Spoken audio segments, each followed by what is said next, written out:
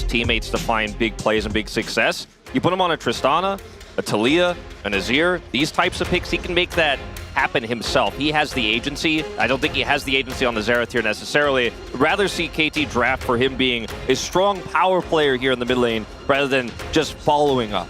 I also want Keen to have some confidence in himself. Don't pick K'Sante into Zeus' Aatrox. Pick Renekton and eat him. You know, like, actually do what you're supposed to do on that top side of the map and what we know he's capable of. As the Poppy is going to be banned, there is a Alistar ban once again as well from T1. And the Maokai will be taken away. And that's really necessary. We saw how much value Oner was able to get out of the pick. The only people getting votes in the previous game were Faker and Oner. And his early impact on the Maokai was great, but it was really, I think, the ultimates afterwards that kind of sealed the deal. As T1 are continuing to focus Lens, and given how essential Lens has been to the success of KT, I do think that it makes a ton of sense. I wonder if they're just going to go for a Relban here as well. And the Kai'Sa open yet again, but did not really blow us away in the previous game. I think it could be a first pick Rakan here as well, potentially for Lehens, if that is left open. But the Azir is still an option here, where KT could both deny it from Faker, but also give BDD that agency, a safe matchup and draft reactionary here. It's not exactly the pick that you're fishing for on blue side, as the Nico will be taken away here. Well, let's see what KT Rolster have in mind, because there's a lot of strong picks available. Kai'Sa has been what they've relied on. Didn't work out for them in that last game. He had to build AD. See if they pick it again. Yeah, Zeri is another one, and this is something that aiming has been defaulting back to quite a lot. 100% win rate and a 31 KDA or something like that in the playoffs. Of course, Gumayusi playing it in the last game to great success as well. That gets a heck of a lot of priority here. Jack Sejuani could be the angle that T1 are looking towards. Would provide a counter pick for Keen, but at least in game number one, we didn't really get to see that. Xayah is the other obvious one, but the fact that the confidence of KT to lock in the Zeri blind, I think, is also kind of a sign to Guma, like, hey, go and pick it. But no, it's going to be Zeus on Aatrox instead, and given last game, and really any game that he's played on the champion, can't fault them for that. No, if it ain't not broke. Oh, yeah. And now they're going to take the Sejuani away, because it looks like they're going to, because KT could obviously just go Sejuani Jax here as a follow-up if they're bold enough to do it, but now it's denied. Now, one thing about any sort of Sejuani lineup here for T1 is that Oner has looked very uncomfortable on the champion as of late, so we'll see if he can make it happen this time around. Obviously, the Maokai much easier to make a massive impact on just with the press of your R key, whereas Sejuani a little bit more nuanced here. Now, the Rakan is also still available here, and it looks like Lehens is going to snatch that one up. You won't be able to get Rakan and Xayah, of course, as T1, with even if they didn't pick this, but just do not want to give them that extra agency and follow-up to the Sejuani ult. So I like this pick here, and let's see what BDD is going to pick, because I'd still love to see an Azir here. Tristana still available. I mean, there's so many strong picks for BDD. Let's see if he's got the confidence to take that Azir away. That's what I've been calling for. That's what I feel like is such a strong move here. See if he locks it in. It should happen, and we're both going to get our wishes. We'll basically... Oh, okay, never mind. We're not... one of us. The Maokai was banned, and I think to get a close series, then that needs to happen. But the Azir not going to be prioritized, and instead, Cuz is going to take away his Viego. So there are quite a few things that the Viego can pair with, but with now a couple of bans left for T1, they should be able to mitigate some things, and this just goes freely over to Faker. I don't like this from KT. I mean, I don't know if you've got a different take, Krogler, but the Viego lock-in screams, I want to go for something like the Taliyah or potentially the Annie here. It's very easy for T1 to grab Azir and then ban some of those strong synergy champs away. Yeah, I wouldn't be surprised if we end up seeing the Taliyah and the Ahri, right, being banned here. That's been a combo we've seen a ton of. Now, obviously, you can go back to the LeBlanc as well, but I'd say that AP LeBlanc, right, not the Shiv variety, actually does still have a decent amount of power with the Viego, but Cuz wasn't really able to have the biggest of impacts in the previous game, and the fact that they prioritized the Viego puts extra pressure on BDD. Faker looked extremely comfortable in the previous game. It's going to be the Xerath instead, though, so there is still some opportunity here for BDD to go for one of the more aggressive lock-ins, but I think that the Nico ban also was assigned to T1 kind of read this, that they were expecting the Viego priority because we've seen that combo be really strong as well, right? You land the root, then you land the stun from Viego, and you have the burst potential to always take someone out. Yeah, I think that here could take away any sort of engaged champion. The Rel is going to go. So you take away Neela, you take away Rel. Engage, not the greatest here. Follow-up, not amazing for this Sejuani ultimate. You have the Emperor's Divide, of course, but that's very conditional, very safe, and can provide a lot of peel. And it looks like they just want to go straight into burst resets here with this Tristana. Not going to go for the Ahri, not going to go for the Annie. That is also still available and still pretty strong here. Oh, okay, I say that. We'll lock it in.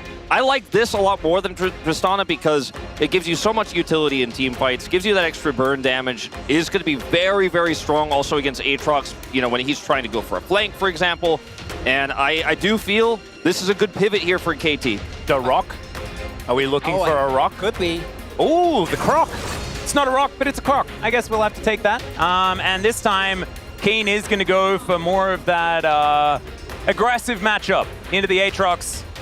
And Keria hovering the Aphelios. Certainly a few options left available for Gumayusi. Not going to be shut out of this draft nearly as much as last time. And here is his prized Xayah towards that bottom side of the map. So much comfort still here for T1. They don't have a Maokai, but everything else looks pretty T1 to me. Yeah, and I really like the Annie Viego 1-2. I do think into Lulu specifically, it loses a lot of its value. Lulu, to me, into Viego feels so good because you know that every fight, and that's even more so the case with the Renekton, KT is going to look to isolate anyone and blow them up, right? Start the Viego resets and get off on the right foot right from the get-go. And with Lulu, that does become a whole lot harder. I think top side in particular needs to go way better. If Zeus gets a free lane again and T1 gets to fight with a fat Aatrox, with a Sejuani and a Lulu as well, I think you're in deep trouble. But if KT snowball and start running away with the game like Rakan, Annie, crazy good. For me, we clearly identified the target was Faker in game one. That was the plan. Lehens was roaming there constantly, using his Ghost, using his ultimate. Couldn't lock him down. Feels like the priority in the draft this time is to target Oner. He's on Sejuani. He's looked a little bit uncomfortable in the early game. You've got some power in the Viego matchup there early. If Annie can find a pick on him, if they can get ahead to punish the Sejuani pick here, in team fights as well, that single target, transform into the Sejuani, turn those fights very well with the Annie and Tibbers layering all that damage. I do like this draft a lot better than the one we saw last time from KT. It's a little bit unconventional, but they got there in the end. Yeah, I actually feel like this one has an identity, whereas the last one was a bit of a singe draft, you know? And sometimes they're all right. Honestly, like, you know, 6 games in a row full of hens, he manages to pick up victories. That was his first loss that we saw in the last game.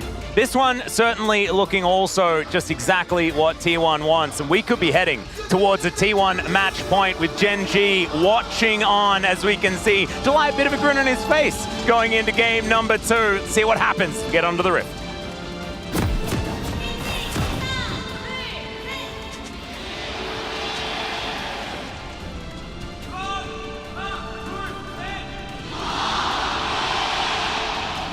Wow, Daejon certainly erupting when T1's names are called out, and here we are under the Rift for the second game. Faker taking a bit of damage. That's a flash from Lehens. Everyone turning up for this party. It reminds me of Dumbledore all those years ago, but not actually able to get the kill like his Janna was able to.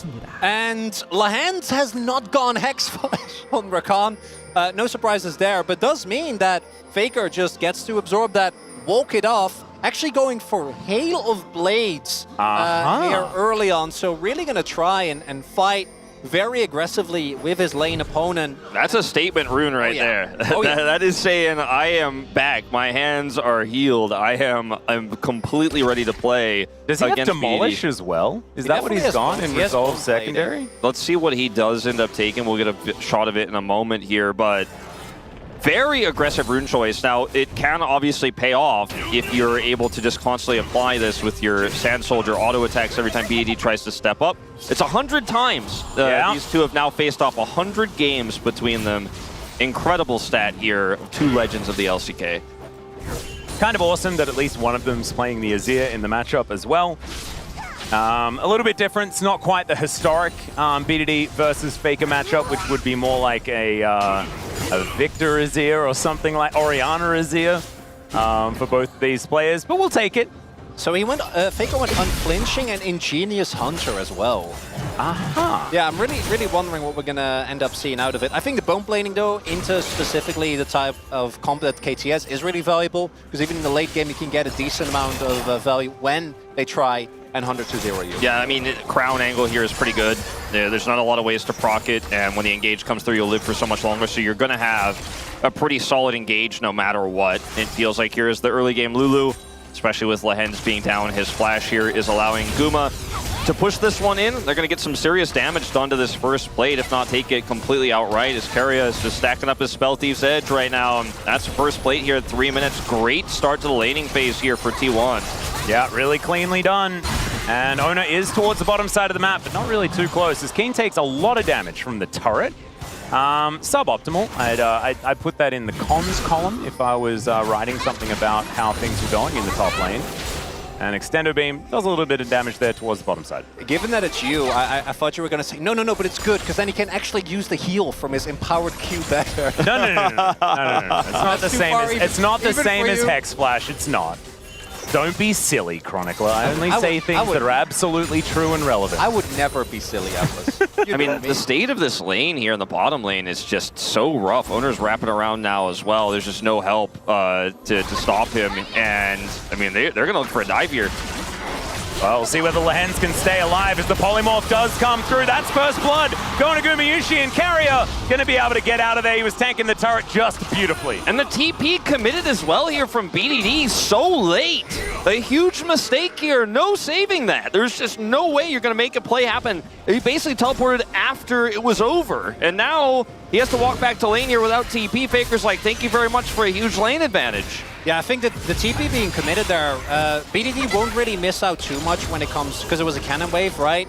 But it means that Faker is going to be able to trade aggressively into this Annie, then TP back on full health, and that combined with the early lead for Guma can mean an early dragon here, as Lehens has no flash, right? So just walk up, polymorph him, and Oner doesn't even have to invest his own flash, because he could have gone for a flash Q there as well, to be 100% sure, but they don't even need to. If that teleport is earlier, then I think maybe you would have to, but instead, T1 taking a humongous early lead again. I mean, maybe they thought that if he doesn't teleport there, then aiming also dies, but he has both summoners, so I really just don't think that it's necessary. And I think with the amount of early damage that turret's going to do, they're just not going to stick around for that. It was just a really clean setup there from T1 with the wave crashing. As Cuz is lurking here, Keria as well as a control ward in this bush.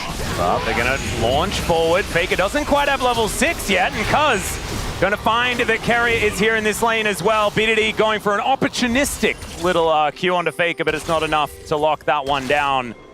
And now you're going to see Faker just continue. Really huge chunk of damage for the attempt there. Didn't flash or anything like that, so still not what they were looking for, but not too bad here for Faker either. He gets a free shove, right? Like yes, BDD is going to be able to catch this because of the cannon, but Faker might not even have to use his TP. Might just be able to make his way back to lane with the wave bouncing back into him with nothing given up. And that means that T1 is going to have so much additional pressure on the map here. And this also means, in turn, again, top lane, nothing happening. Keen is this time obviously able to apply more pressure in the 1v1, but with how Aatrox has been changed, and on this patch specifically, scales insanely well, just going even on Renekton, I don't think that's enough. Not quite. Does have a slight CS advantage with a wave pushing into him, but still, I think Zeus sitting pretty in this lane thus far. Shoes purchased for both Faker and BDD of differing varieties. That's a nice knock-up though here, as Keria immediately going to use his flash to get himself out of the way. Gumayusi just not to be startled though, he's just going to fight back. Does do a fair bit of damage to the Zeri. BDD was roaming down, doesn't find an angle. Nope, not going to find anything here. Oner wrapping around right now, doesn't have 6.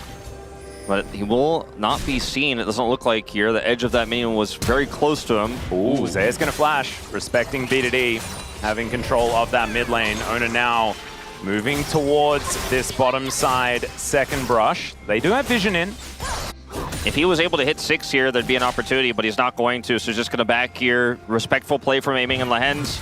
Nice idea there from Oner, do respect it, but is he gonna come up with anything here? Zeus losing his flash, quite significant.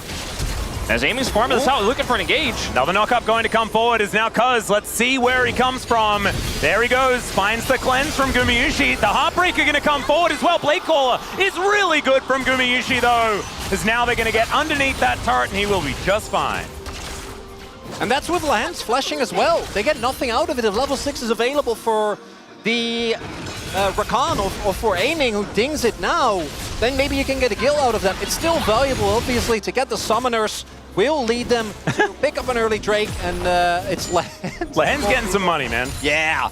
Picks himself up a bunch of blades. They also did get both summoners off of the Xayah, but it is Xayah who will have level 6 here very soon and, you know, has her own kind of cleanse with the ultimate, but still feels like, again, just a little bit, like, so close, but no Sakar essentially here for KT once again. But they grab Drake. It's going to be a nice early lead for them here in terms of objectives. On the other side, it looks like they're going to try to contest this Herald as well.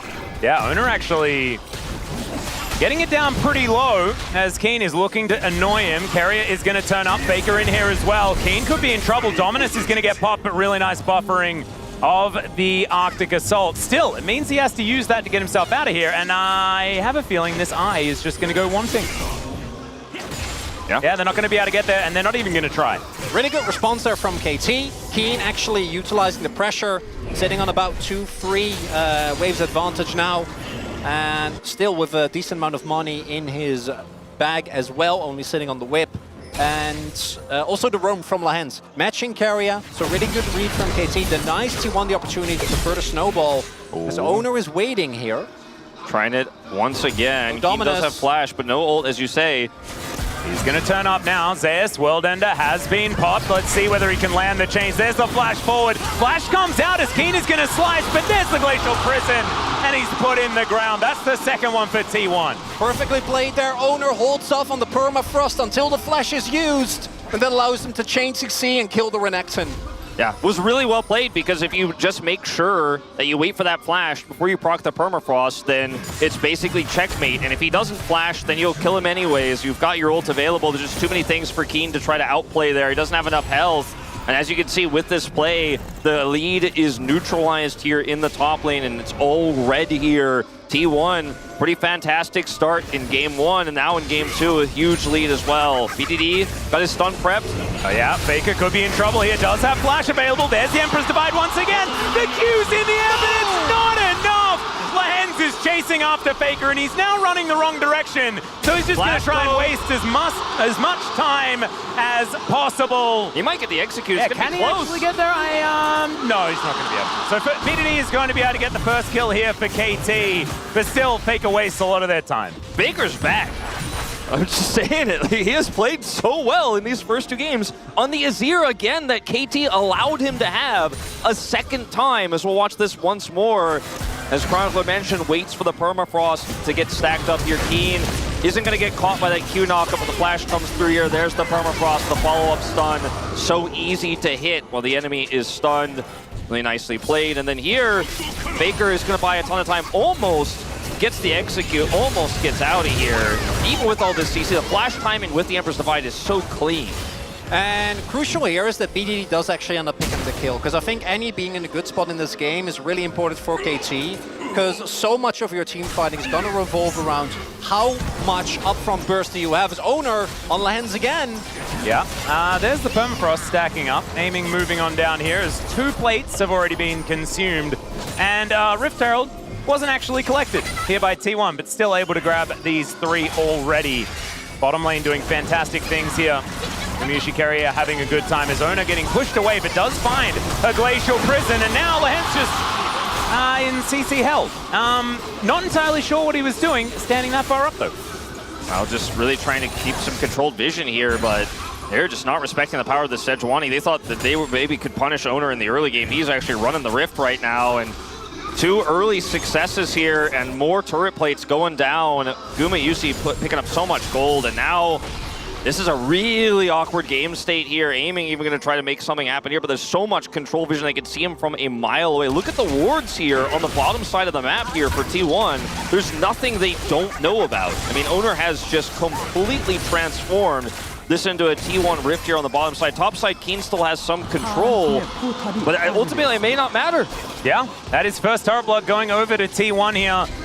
Drake is going to be spawning in 40 seconds time, and so now T1 with so much extra control of that bottom side as Oner moving towards this top lane. Keen trying to just start the fight, but Keria's even here. I have a feeling this Crocodile is a handbag, and he's going to die on his own terms by the looks of things. Zeus going to be able to collect it in the end. And I think that the timing, because there was a ward initially there in the brush, Oner is able to dodge the ward that's on Krugs, and then I think it literally was like on the second, the timing there for Keen as he shoves in the wave. And that was one of the few lanes, like yes, he died to the gank, but the lane where you did have an item advantage, where you did have pressure, now also taken down, and the map kind of falling apart around KT. Yeah, KT really just getting crushed here in this series thus far. I mean, no signs of life almost. I mean, from level 1, they attempted the flash play onto Faker. They failed that. It's just coming up just a little bit empty. They're so close to success, but they're not able to quite finish it off. And 3,000 gold behind here, a really rough state of affairs here as Keen's late to the play here as well, has no teleport. Walking over now. Zeus just getting plate gold topside, has teleport. Yeah, he can get over whenever he would like. Of course, Keen doesn't have the luxury as there's a Glacial Prison. Lehends just soaking it up. Cuz down relatively low. They should be able to get this Drake, but can they actually get themselves out of here is the question. Cuz will secure it, slinks into the mist. And T1 just say, well, I mean, we're happy to just take a whole bunch more plate gold. VOD's going to teleport towards that top lane as the Mountain Rift does come in. Emperor's Divide is going to discover aiming. Who's going to ult and die? Keria locks down the kill, and Faker just seems to be picking whoever he wants on this map and choosing them for death. It is a pretty insane advantage T1 have right now as the plates do fall here. They're looking to push mid. Well, VOD making a little bit of a roam over, and Oner is still very tanky. I don't know whether he's necessarily going to be a target that they can even look for. The minion wave not going to survive as T1 walk away, and as the dust settles, about 4,000 gold is the lead here for T1 at 14 minutes. And they end up not only like giving up to get plates, you know, I think this is a very valuable soul, so KT can feel pretty okay about that, right? Because you get this up. But the moment the TP comes in, you can see T1 know that they have a health bar advantage. They just go in. They know that we have a TP, so if you full commit to this, Zeus TP's in, we win the fight. If you don't commit to this, we get a free kill or two. It allows them to put so much pressure on. And again with KT, Cuz and BDD are like the last bastions of safety. If they can maybe start off a fight by picking someone off right from the get-go, that's kind of your only angle here. But if you lose map control and T1 starts to deny vision, you're not even going to be able to do that. Yeah, it's feeling a little bit dire. I mean, they also, the thing is they get aiming, but they also get Lehends' flash. Like, there's just, it's hard to list all of the ways that T1 are winning these exchanges, you know, outside of the Drake itself. As now KT trying to control vision here on this Herald, but there's a ward in the pit that Lehends is unable to spot here, so T1 very aware of the start of the Herald here, so they can safely try to push this wave in. It's a cannon wave to take out this mid turret. Oner's going to escort the minions in here, and KT have to drop off the Herald. I mean, it's all going bad. Well, there's the Glacial Prison. Heartbreaker is going to be utilized. Faker doesn't press the Emperor's Divide button, so he'll have that one if he does find Cuz once again. No ultimate for him for the next little while. Keen towards the bottom side of the map. Teleport at the ready. Same can be said for Zeus, who is slinking around his own jungle outside of vision. Yeah, there's a big commitment as Keen makes his way forward. Faker on a good flank angle though, and remember, still has that ultimate. Cuz looking for him. If he's forced to ult just Cuz, then you could probably say that that was a KT win. But it looks like T1 are just going to back away, allow Zeus to do his thing as there's a flash. The Tibbers is going to connect onto Keria and they lock him down. Emperor's Divide not going to do too much here, but the Rift Herald somehow was secured by T1. And now Faker, bone plating going to be going down. Tibbers continuing to walk forward, and T1 do get themselves out of the sticky situation. They only lose their Lulu. Or, no, they only lose their Lulu. And ultimately, the Herald fight here goes to KT with a really nice long-range engage coming through. BDD flashing for the play, and It was the first time where KT could walk up on an objective with Faker zoned out by the Viego and no Sejuani ult to speak of, so no great way for T1 to turn and actually have that long-range engage setup for the Emperor's Divide to follow up. Like, Faker just doesn't have any opportunity here. And so without ult from Oner, they commit the teleport for Keen. They decide to commit to the play here. BDD finds this opportunity on the Lulu, and KT chase for this. I'm not actually 100% sure if they secure the eye. I don't think they did because I was looking at inventory. So chasing really deep here, ending up getting the kill, winning the fight, and getting some local gold. Well, they're not going to get the value of the Herald crashing into turrets. I'm really sad. That means we don't get any Shellys or Shirleys this game. Yeah, there have been 2 Heralds taken and also none. Yeah. Tragic. It's Herald waste on the Rift. It is. Can't It have is that. I don't want that. 2023. I don't want no waste. Nope. Nope. Bring them back, at least for It's game 2. unethical. We need to pick up some eyes, you know, to allow for more Shellys and Shirleys. Maybe we can carry them over to next game. Maybe we can get 4 Heralds. Yeah. For the next game. That's what we want. Have that cooldown. Yeah, even if they don't do every... anything, maybe we just like have 2 of them that spawn and just start dancing. Maybe that could happen. For moral support? Yeah. I would like that. I like that a lot. Well, KT, gonna need to really turn this one around in a big way. The gold lead has not really extended too much over the last little while. Soul point on the cards for them, and it is a mountain which could be very valuable. And really big here for me is that KT keeps stacking these dragons because they obviously are not going to benefit as much from them as T1 is. T1 with Oner most notably going to really be getting the maximum value out of the tankiness. But denying it to T1 also means that it makes it so much easier to get that one pick that you need. The hard engage with your Annie, as we saw BDD pull off in the previous game, going to remain pivotal here, and KT can pick this up. I think that they really have fully called their way back into this game. Yeah, critically though, BDD doesn't have flash this time, so he's not going to be able to engage from as far away, as this is just a great position here for T1 Zeus on the flank.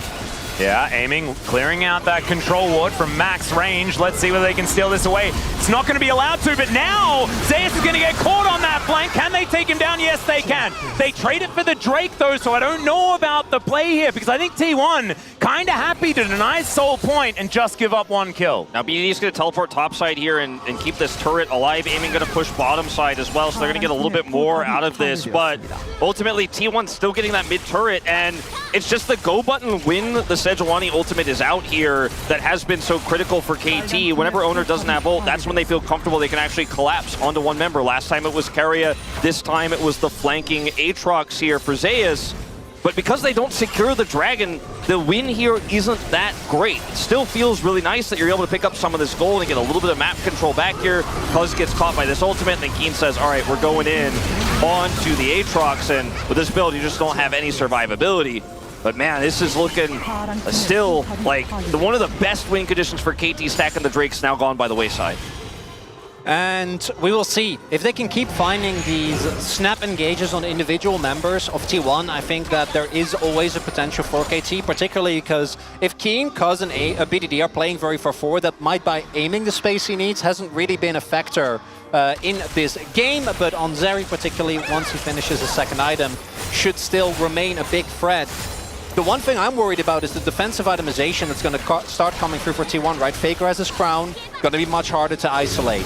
Zeus has his Edge of Night now, and I wouldn't be surprised if Keria ends up going for an early McKills, because that CC chain is really pivotal for KT, as we do see aiming now picking up his quick blades. If he can pick up a few kills, if they can just get one member of T1, start snowballing from there, and get themselves a Baron, KT can get back, but the gold lead is starting to become a bigger and bigger issue. Oh, BDD. Oh no. Well, the back is going to come through there, and Lehens is going to find himself in relative safety. Control vision here for T1 towards this top side, and Baron has spawned within the last little while.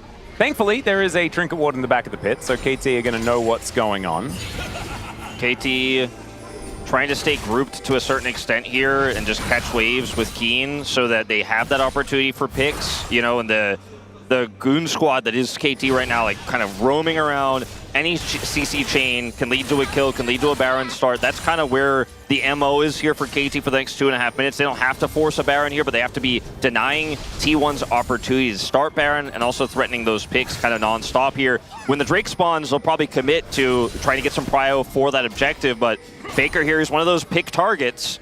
Yeah, it does have his crown, and they're going to look to try and stop him. They do deny the shifting stance at the beginning, but then he just gets himself out. Another Glacial Prison comes in. Aiming's going to be interrupted by Oner. Absolutely beautiful play. Now Keria taking some damage, but the Featherstorm's going to save Gumayusi. Lehens has to go golden, and he's not going to be able to get himself out of it. Kane is going to be the first to go down in the fight, and T1 are just juggling the aggro gorgeously. Ko's going to be the next victim here as T1 are looking for match point. They are looking for no mercy, and they want to head towards the final. Faker, he lives! He lives in more ways than one. He does not go down in this fight, but he is back here on the Rift. He has been targeted so many times. We talked about how difficult it is to lock down. This is here with the crown in this situation. He's got that extra survivability. He's got Merc Treads here. And when they use the Blast Cone to get on top of him here, he's very aware of this possibility. Instantly Emperor's divides through the stun, then is able to slide into the Baron pit, get around this corner while Oner peels, gets the knock up here. Wild Growth is committed, and with a teleporting Aatrox in the middle of this fight, there is no way out for KT Rolster here. And Faker, because he's got long range, is still going to offer some support here in the team fight. And it is just a wash once again for KT. So close, but not enough. And the first part of the burst goes into Faker, and that might be the most high-value crown I've ever seen. Yeah. Ends up working out immensely, but then also crucially, Tibbers ends up going into Keria, another target that doesn't actually end up getting focused. And then KT, once the burst has been utilized and no target is found, actually killing T1 is almost impossible. Guma goes completely unchecked in that fight. Zeus goes a little bit low, but the moment the first kill comes through after the rest of the team is there to backing up, that is the end of it. That's now Nash going to T1. A second Mountain Drake gonna go their way as well.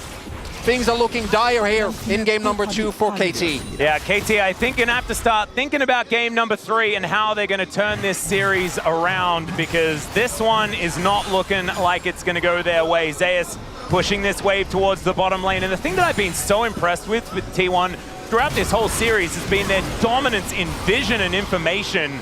Kane going to be able to get out of the way of the Infernal Chains, but it's not going to save this inner turret.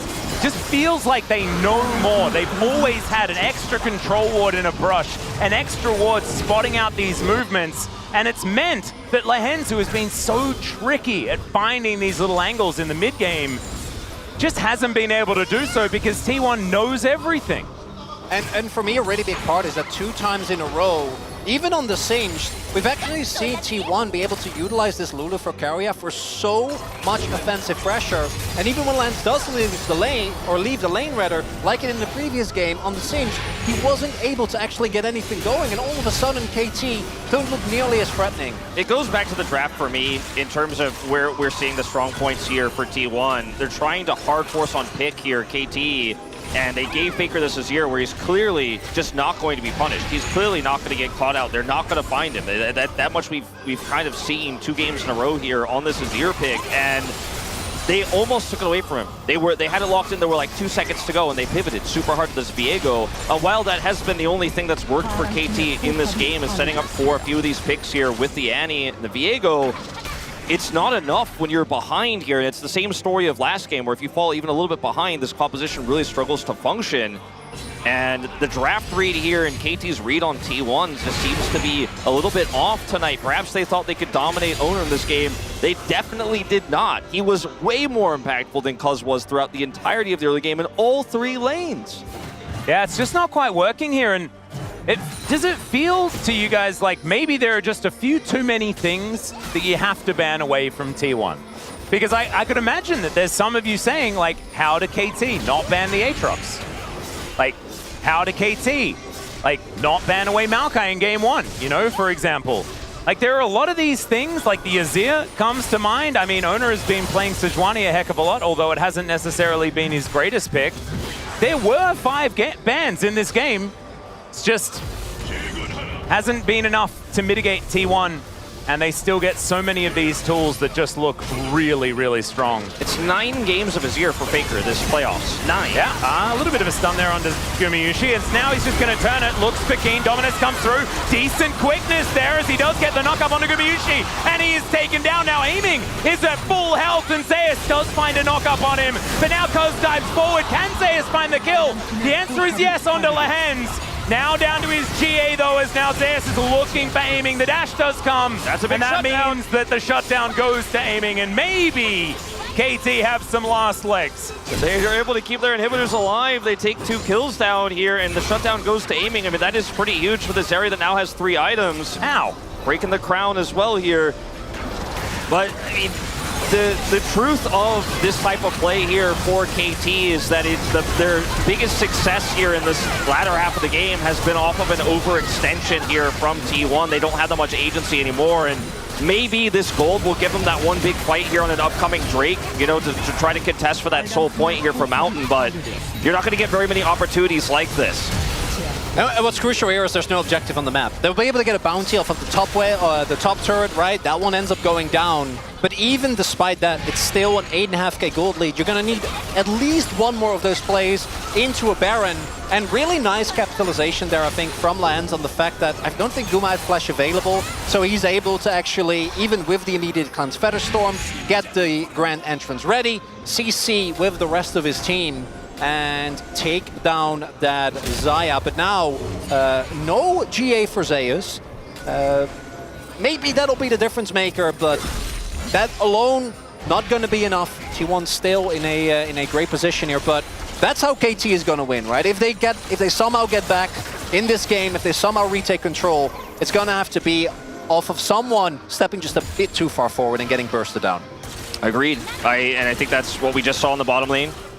But if your biggest hope is someone making a mistake on T1's side, it does feel like you're grasping a little bit at straws. Now, this next fight is going to be over this Baron here, as T1 are grouped for this. KT want to try to force a turn here, and it's that pick potential you were talking about here. We've spent the entire game talking about this, what is going to be entirely what this Baron revolves around here for KT. They have control, but T1 are not just going to spring the trap here, waiting to group, getting Zeus in. Yeah, Lehens not going to commit to anything just yet. Cuz taking a bit of poke damage. Keria, certainly a target that KT could look towards because he's pretty squishy. Now they're moving back towards this Baron pit. Keen feeling dangerous even against this 4, 2, and 3 Aatrox, but he's so squishy, could really be a target. There's the flash forward, gets the stun onto Zeus, but he is going to get out of it relatively comfortably, and now T1 are looking to break open the base. This is going to be their trade as Zeus just absorbs all the pressure, and KT, I mean, what's happening? What are we going to do? Are we going to try and defend? Are we going to try and rush Baron? Like, what are we doing? Oner is still here, and so it's possibly a 50-50 anyway, and KT just caught with their pants down. T1, that's a free inhib. They're just out-macroing them so hard here, and T1, they have Zeus in this top side. He's so difficult to lock down. He has flash, and he just gets away with his ultimate, and KT get nothing on the play. They walk away, no inhib, no Baron, no Aatrox. And like, now it should be the Drake as well. Yeah, because T1 is in a prime position. Can probably have Zeus or Guma, preferably Zeus because he has TP, try and take this dragon by themselves. Looks like they don't want to take the risk as all Lehens. Oh. But if they find you, I don't, like that's not... Lehens? Is he going to It's okay, he's fine. He's going to back. Everything's okay. Uh-huh. Well, control. A lot of intel. Wow, Zeus just let him live? That's the side quest, you know, where you're like, okay, Lehens, sneak into the enemy base and get us the intel. I mean, T1 now have Baron control here, and KT nowhere near grouped up, as BDD does have teleport here, but T1 are looking to actually maybe catch someone in mid. Oh, that's high-value information. Yeah. This game is so much under T1's control right now. BDD waiting for an item here to teleport in. Oh, this is a blank if I've ever seen one. Yeah, that's a deep one. That absolutely is. Let's see whether it pays off, as now Cuz fishing for some CC. Zeus also on his own flank angle. Lehens spots him out pretty quickly. And T1 will start off the Baron. Where is BDD is the question. He heads towards the top side, but like you say, they know it. T1 immediately pull the trigger. This time, though, the Emperor's Divide doesn't find it. Is it going to matter? That's the question. As Gumayusi is going to lock down so many aiming. I don't think he can do it by himself. 3 kills already go down. 3 carry on T1 is massive, and Zeus will get the last one against this Zeri. And yeah, BDD survives, but there's nothing he can really do about what's happening to his base. And with this, T1 about to go up 2-0 here. The expectations kind of gonna get thrown on its head in this one. It absolutely is. T1 just demolish KT in back-to-back games. Blue side, red side, doesn't seem to matter. This squad is just taking names. And this